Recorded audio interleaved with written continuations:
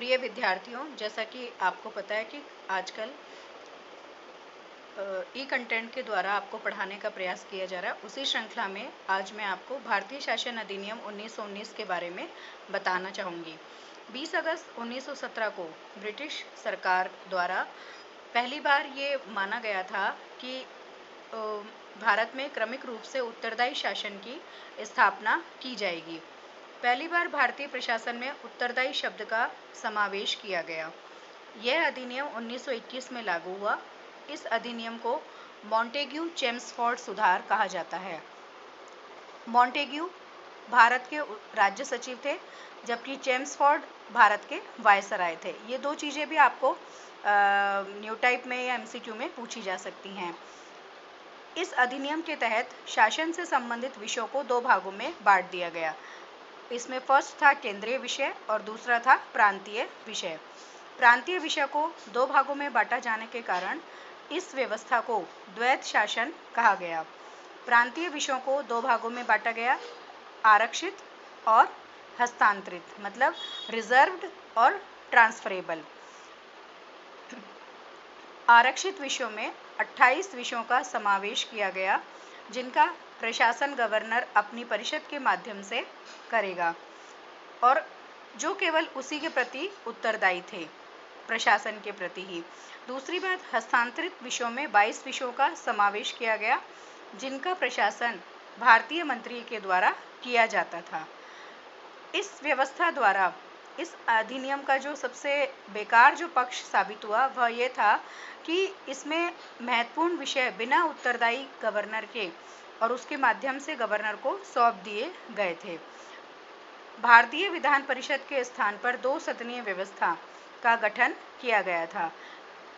इस अधिनियम में सांप्रदायिक आधार पर सिखों, भारतीय ईसाइयों, आंग्ल भारतीयों और यूरोपियों के लिए भी पृथक निर्वाचन के सिद्धांत को विस्तार रूप दिया गया था। इस अधिनियम ने शिक्षा, संपत्ति एवं कर के आधार पर सीमित संख्या में लोगों को मताधिकार प्रदान किया था। लंदन में भारत के उच्च आयुक्त के कार्यालय का सृजन किया गया।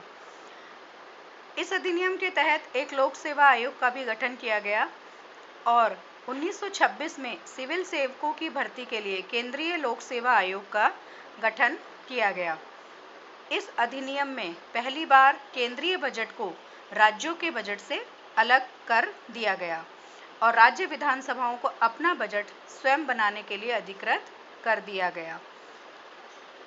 इस अधिनियम में एक वैधानिक आयोग का भी गठन किया गया, जिसका कार्य 10 वर्ष बाद जांच करने के बाद में अपनी रिपोर्ट प्रस्तुत करना था। महिलाओं को मताधिकार इसी अधिनियम के तहत दिया गया और गांधी जी ने भी इस उत्तरदायी शासन की संकल्पना को के इस निर्णय का स्वागत किया, परंतु तिलक ने इस अधिनियम को बिना सूर्य का सवेरा कहा। इस अधिनियम की कुछ विशेषताएं हैं जो इस प्रकार हैं। प्रांतों के हस्तांतरित विषयों पर भारत सचिव का नियंत्रण कम हो गया, जबकि केंद्रीय नियंत्रण बना रहा।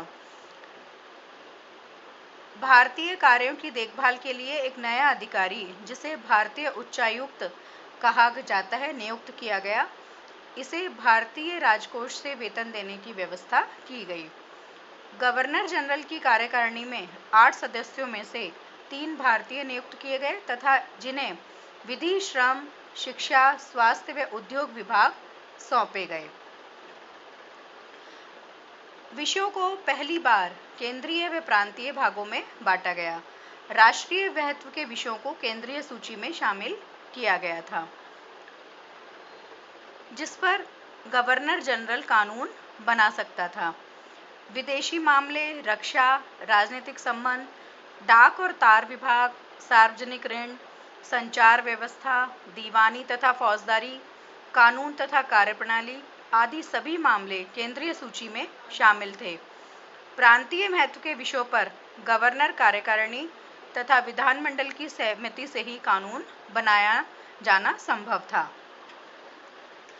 प्रांतीय महत्व के विषय थे जो इस प्रकार थे: स्वास्थ्य, स्थानीय स्वशासन, भूमि कर प्रशासन, शिक्षा, चिकित्सा, जल संभरण, अकाल सहायता, शांति व्यवस्था, कृषि इत्यादि जो विषय स्पष्टता हस्तांतरित नहीं किए गए थे, उन सभी विषयों को केंद्रीय विषय माना गया था। केंद्र में द्विसदनीय विधानसभा, राज्य परिषद में स्त्रियां केंद्र में द्विसदनीय विधानसभा मानी गई थी और राज्य परिषद में स्त्रियों को सदस्यता के लिए उपयुक्त नहीं समझा गया था। केंद्रीय विधानसभा का कार्यकाल 3 वर्ष का था, जिसे गवर्नर जनरल बढ़ा सकता था। सांप्रदायिक निर्वाचन का दायरा बढ़ाकर सिखों तक बढ़ा दिया था और उनको इसमें रिजर्वेशन की व्यवस्था की गई थी। केंद्रीय विधानमंडल संपूर्ण भारत के लिए कानून बना सकता था। गवर्नर जनरल अध्यादेश जारी कर सकता था तथा उसकी जो प्रभाव था, मतलब जो अध्यादेश था, उसका प्रभाव 6 महीने तक बना रहता था। बजट पर बहस हो सकती थी, परंतु मतदान का अधिकार प्राप्त नहीं था। प्रांतों में वैध शासन लागू किया गया था। प्रांतीय विषय को, जैसा पूर्व में बताया गया, 2 भागों में विभाजित किया गया था, जो कि आरक्षित एवं हस्तांतरित थे। आरक्षित विषयों का प्रशासन उन मंत्रियों की सहायता से गवर्नर करता था जो विधानमंडल के निर्वाचित सदस्य थे, परंतु उनकी पदस्थापना व पदच्युति, पद से हटाना गवर्नर की इच्छा पर आधारित था। हस्तांतरित व आरक्षित विषयों का विभाजन भी दोषपूर्ण था, उसमें क्लियरिटी नहीं थी। जैसे सिंचाई था तो आरक्षित विषय और कृषि हस्तांतरित था, परंतु स्पष्ट है कि दोनों एक दूसरे से अलग नहीं किया जा सकते। इसी प्रकार उद्योग हस्तांतरित था, जबकि जल शक्ति, कल कारखाने आदि आरक्षित थे, जिन्हें एक दूसरे से पृथक करना अव्यावहारिक था। तो कुछ इसमें अधिनियम में कुछ ऐसी कमियां थी जिनके कारण हमें उस वक्त भारतीयों को इस अधिनियम से भी निराशा हाथ लगी। 1919 का अधिनियम हालांकि हमारे भारतीय संविधान में एक महत्वपूर्ण स्थान रखता है, क्योंकि इसके द्वारा जो नियम बनाए गए थे वो कुछ हमने आज भी हमारे संविधान ने उसमें से लिया था। और इसमें जो सबसे पहले ये था कि भारतीयों को यहाँ से थोड़ी थोड़ी आशा जगने लगी थी कि उनको स्वतंत्र कर दिया जाएगा, उनको थोड़े थोड़े अधिकार दिए गए थे और भारतीयों को अपने इसमें भागीदारी का विस्तार करने का एक माध्यम मिला था। और इसका उद्देश्य मेनली प्रांतीय सरकारों के लिए था, और जो कि प्रांतीय में स्वतंत्रता की बात की जाती है। तो इस तरह से ये जो इस अधिनियम द्वारा इसमें हालांकि सांप्रदायिक प्रतिनिधित्व का प्रतीक था ये, जिसमें सिखों, यूरोपियों और एंग्लो इंडियन को शामिल थे। और भारत सरकार अधिनियम 1919 में व्यवस्था के माध्यम से मतदाताओं को सत्ता के आंशिक हस्तांतरण के लिए व्यवस्था दी गई थी और साथ ही भारतीय संघवाद के लिए जमीन तैयार की गई थी। तो आप लोगों को आशा है इससे कुछ जानकारी प्राप्त होगी। धन्यवाद।